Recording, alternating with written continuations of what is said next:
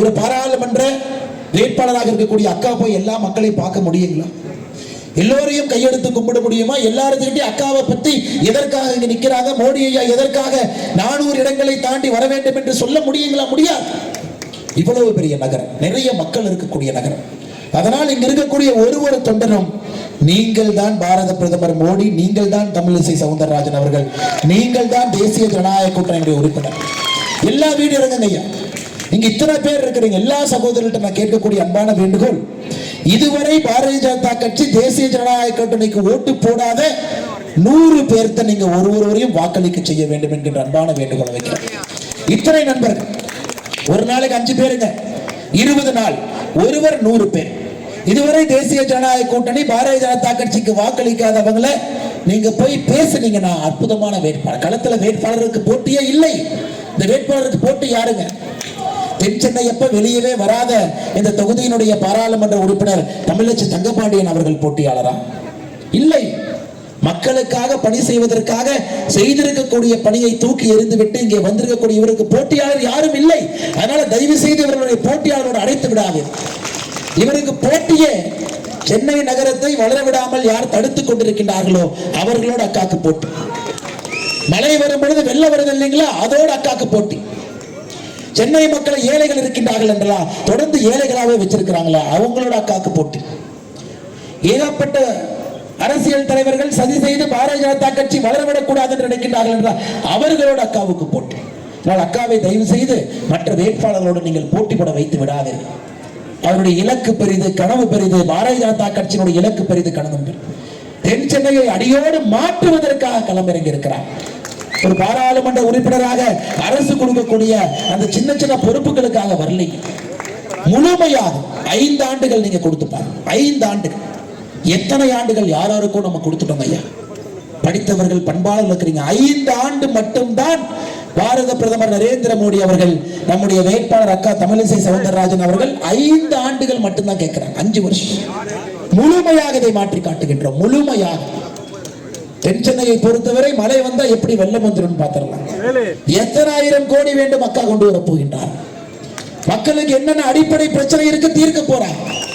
அதனால் நீங்கள் நினைக்க வேண்டும், ஒரு அற்புதமான அடிக்கடி கிடைக்காத எப்பவாவது கிடைக்கக்கூடிய இது போன்ற ஒரு வேட்பாளர் இப்ப நமக்கு கிடைத்திருக்கின்றார். நம்மை நம்பி வந்திருக்கின்றார். தமிழகத்திலே 39 தொகுதிகள் இருந்தும் கூட நம்மை நம்பி தென் சென்னைக்கு வந்திருக்கின்றார்கள்.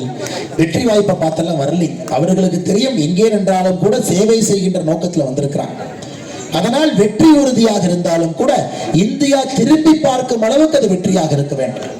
இந்தியா திரும்பி பார்க்கும் அளவுக்கு ஒரு ஆளுநர் பதவியை விட்டுட்டு போனா எப்படிப்பட்ட மரியாதை மக்கள் கொடுத்து ஒரு சாமானிய பெண்மணிக்கு வாக்களிக்கின்றார்கள் என்கின்ற உரத்த செய்தியை தென் சென்னையில் இருந்து நீங்கள் சொல்ல வேண்டும் என்கின்ற அன்பான வேண்டுகோளை வைத்து அடுத்த 20 நாட்கள் ஒரு வீடும் ஏறி இறங்கி 50 வாக்குகளுங்க. 50 வாக்கு.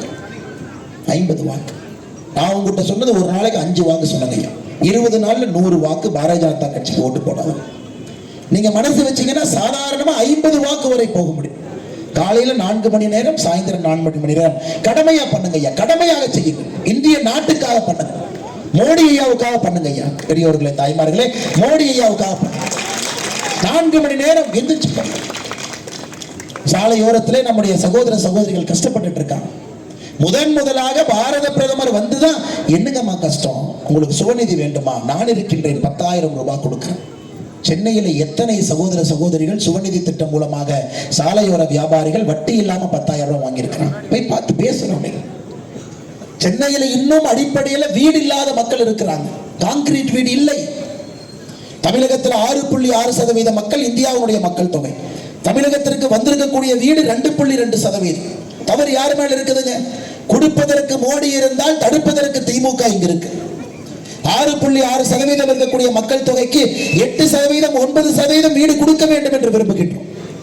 சென்னை பகுதியில, தென் சென்னை பகுதியில கான்கிரீட் வீடு இல்லாம யார் இருந்தாலும் கூட அவர்களுக்கு கான்கிரீட் வீடு, மோடி வீடு கொடுக்க வேண்டும் என்று நினைக்கும் போது இவர்கள் தடுத்துக் கொண்டிருக்கின்றார். பயனாளிகள் லிஸ்டே கொடுக்கிறது இல்லைங்க. வேண்டாம், அவர்களுக்கு முன்னேற்றம் வந்துட்டா மக்கள் யோசிச்சு ஓட்டு போட்டுருவாங்க, முன்னேற்றம் வரக்கூடாது என்பதற்காக நின்று கொண்டிருக்கிறார். அதனால் சகோதர சகோதரிகளே, அருமையான வாய்ப்பு நமக்கு. ஏப்ரல் 19ஆம் தேதி சென்னை நகரத்தினுடைய தலையரத்தை மாற்றக்கூடிய வாய்ப்பு. இன்னைக்கு சென்னைக்கு செய்யவே இல்லைன்னு ஒரு கும்பல் பார்த்தீங்கன்னா பொய் சொல்லி கொண்டு திரிகின்றார்கள். சென்னைக்கு மோடி ஐயா எதுவுமே செய்யலை. சென்னைக்கு மட்டுமே உங்களுக்கு தெரியும், விமான நிலையத்தினுடைய புதிய விமான நிலையத்திற்காக 1260 கோடி, மெட்ரோ ரயில் திட்டம் phase 1 ப்ராஜெக்ட் 9000 கோடி, சென்னை பெங்களூரு விரைவு சாலை உட்பட 31,500 கோடி ரூபாய் மதிப்பிலான திட்டங்களுக்கு 2022ஆம் ஆண்டு தான் மோடி ஐயா அடிக்கல் நாட்டினாங்க. சமீபத்தில் 20,000 கோடி மறுபடியும் சென்னைக்காக திட்டங்களை கொடுத்தாங்க. சென்னை மதுரவாயல் மேம்பால பணிக்கு 5,855 கோடி ரூபாய் மோடி ஐயா கொடுத்தாங்க. சென்னையிலிருந்து தொடங்கும் கிழக்கு கடற்கரை சாலை விரிவாக்க பணிகளுக்கு 3,000 கோடி கொடுத்தாங்க. சென்னைக்கு மட்டுமே தமிழகத்தில் முத்ரா கடன் கொடுக்கப்பட்டிருக்கிறது 13,187 கோடி. சென்னையினுடைய வெள்ள பாதிப்பிலிருந்து மீளுவதற்காக முதல் நாளே 550 கோடி. இன்னைக்கு பாருங்க ஐயா, 6,000 ரூபாய் கொடுக்குறாங்க. 6,000 ரூபாய் வாங்கின சில பேர் நம்ம இருக்கிறோம். 6,000 ரூபாய் கொடுக்குறோம். இந்த 6,000 ரூபாய் முழுவதுமாக 5,400 ரூபாய் மத்திய அரசினுடைய பணம். ஸ்டாலின் ஐயா அந்த வெறும் கவர் மட்டும், கவர் தான் ஸ்டாலின் ஐயா. ஆனா எங்கேயும் போ நாங்க பெருமை பீத்திக்கிறோமா? நாங்க தான் பணம் கொடுத்தோம் சொல்ல மாட்டோம். அது உங்கள் பணம். உங்கள் பணத்தை உங்களிடம் கொடுப்பதற்கு பெருமை பீத்துவதற்கு நாங்கள் யார்? ரேஷன் கடையில போய் ரேஷன் அரிசி வாங்கினீங்கன்னா மஞ்சப்பை அவங்களது, அரிசி நம்முடைய பாரத பிரதமர் நரேந்திர மோடி அவர்கள்.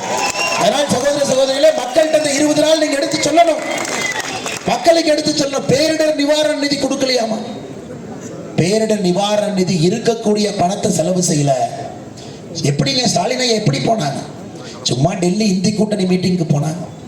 போற போக்கில் பிரதமர்கிட்ட நேரம் கேட்டாங்க. பிரதமர் எவ்வளவு பெரிய மனிதர், போற போக்கில் நேரம் கேட்கிறாருன்னு அவருக்கும் நேரம் கொடுக்கிறார். பிரதமர் ரொம்ப நல்லவரா இருக்கிறார். அதுல போய் போற போக்கில் ஒரு 30,000 கோடி கொடுங்க. எதுக்கு கேட்கிறாங்க? எதுக்கு கேட்குறீங்க? யாராச்சும் வந்து பார்த்தாங்க. ஆனால் சகோதர சகோதரியே, நாம் யாருக்கும் எங்கேயும் கூட எந்த குறையும் வைக்கல. எவ்வளவு பணம் தேவையோ வந்து கொண்டிருக்கிறது. இன்னைக்கு நீங்க ஸ்டேட் டிசாஸ்டர் ரிலீஃப் ஃபண்ட்ல இன்னும் பணம் இருக்கிறது, தீரவில்லை. ஆனா கோபாலபுரத்தினுடைய கஜானாவை நிரப்புவதற்கு பணம் கொடுக்க முடியாது சகோதர சகோதரி. அதற்காக பாரத பிரதமர் நரேந்திர மோடி அவர்கள் மக்களுடைய வரிப்பணம் அதற்காக இல்லை. அதனால் நன்றாக புரிந்து கொண்டு எல்லா மக்கள்கிட்டையும் அடுத்த 20 நாட்கள் நீங்க பேசி, அக்கா தமிழிசை சவுந்தரராஜன் அவர்கள் வரலாறு காணாத விட்டு சிங்கார சென்னைன்னு சொல்லி சிங்கிங் சென்னை பண்ணி வச்சிருக்கிறாங்க. சிங்கிங் சென்னை பாருங்க. சென்னைக்கு முன்னாடி என்ன சொன்னாங்க அண்ணன் சேகர் பாபு அண்ணன்? மக்களுக்கு வந்து கண்ணீரே வராதுங்களாமா, வெள்ளமே வராதாமா, கண்ணீர் வந்தா ஆனந்த கண்ணீர் தான் வருமா. அண்ணன் சேகர் பாபு அவர்களுக்கு ஒரு பாட்டில் பன்னீர் சோடா வாங்கி அனுப்புறேன். தயவு செஞ்சு வாயை கொப்பளிச்சு. நீங்கள் சொன்ன நேரம், சொன்ன முகூர்த்தம், மக்கள் 10 நாள் தண்ணியில தான் இருந்தாங்க, தண்ணியிலேயே தான் மிதந்து கொண்டிருந்தார். சிங்கிங் சென்னையாக மாற்றிவிட்டு அண்ணன் சொல்றார், மழை வர்றதுக்கு முன்னாடி 99% பணிகளை முடித்து விட்டோம். வந்த பணம் 4,000 கோடி. 99% முடித்திருந்தால் 3,960 கோடி செலவு பண்ணியிருக்கிறாங்க. மழை வந்த பிறகு சொல்லுகின்றார்கள் 42% தான் பண்ணியிருக்கோம். அப்படி என்றால் 1,680 கோடி. மிச்சிருக்கக்கூடிய 2,280 கோடி என்னாச்சுங்க? கூவத்தை சுத்தம் பண்ண மாதிரி. கூவத்தை எப்படி சுத்தம் பண்ணாங்களோ இன்னைக்கு தமிழிசைக்கா வந்து கேள்வி கேட்பாங்க, கூவத்தை பத்தி கேட்பாங்கன்னு புது மாடலு அடையார் ஆத்த சுத்தப்படுத்துறாங்களா? அப்பா கூவம் ஆத்த சுத்தப்படுத்தின பையன் இன்னைக்கு அடையாறார். இந்தியாவில் எங்கேயும் இல்லாத அநியாயம். போன ஆண்டு சுத்தப்படுத்துவதற்கு 1,500 கோடி, இந்த ஆண்டு சுத்தப்படுத்துவதற்கு மறுபடியும் 1,500 கோடி. என்னங்க ஐயா அடையாறாரு மொத்தமா 3,000 கோடி என்னதாங்க ஐயா பண்றீங்க? இத்தனை பொய்களை சொல்லி சொல்லி சொல்லி சொல்லி இங்கே நடந்து கொண்டிருக்கிறார். சகோதர சகோதரிகளே, எனக்கு தமிழிசைக்காவுடைய சொந்தக்காரங்கள் யாருன்னா மோடியினுடைய குடும்பம். ஸ்டாலின் ஐயாவுடைய சொந்தக்காரங்க யாரு? ஜாஃபர் சாதிக். இந்த கஞ்சா புழக்கத்தை ஒரு தாயும் மன்னிக்க கூடாது. தாய்மார்கள் நீங்க மன்னிக்க கூடாதுங்க. மோடி ஐயா சென்னையில் உங்கள்கிட்ட வந்து சொல்லிட்டு போயிருக்கிறாங்க, இந்த கஞ்சா புழக்கத்தை நாங்கள் பார்த்துக் கொள்கின்றோம் என்று சொல்லிவிட்டு போயிருக்கின்றார்கள். மோடி ஐயா பார்த்துக் கொள்ள வேண்டும் என்றால் மோடி ஐயாவுடைய பார்வையாக சென்னைக்கு இருக்கக்கூடிய தமிழிசை சவுந்தரராஜன் அக்கா அவர்களை நீங்கள் பெருவாரியான வாக்கு வித்தியாசத்தில் வெற்றி பெற செய்ய வேண்டும் என்கின்ற அன்பான வேண்டுகோளை வைத்து வந்திருக்கக்கூடிய எல்லோருக்கும் நன்றி தெரிவித்து மறந்து விடாதீர்கள், நம்முடைய சின்னம் தாமரை தாமரை தாமரை. ஏப்ரல் 19 நீங்கள் பெற வேண்டிய வாக்கு ஒரு நாளைக்கு 5, மொத்தமாக 100, முடிந்தவரை 50 வரைக்கும் நீங்க வாங்குங்க. பெரிய மாற்றத்தை கொடுங்க. கூட்டணி கட்சி நண்பர்களுக்கு நன்றியை தெரிவித்துக் கொள்கின்றோம். பத்திரிகை நண்பர்கள் நன்றியை தெரிவித்துக் கொள்கின்றோம். நன்றி, வணக்கம். பாரத் மாதா கி, பாரத் மாதா கி, பாரத் மாதா கி.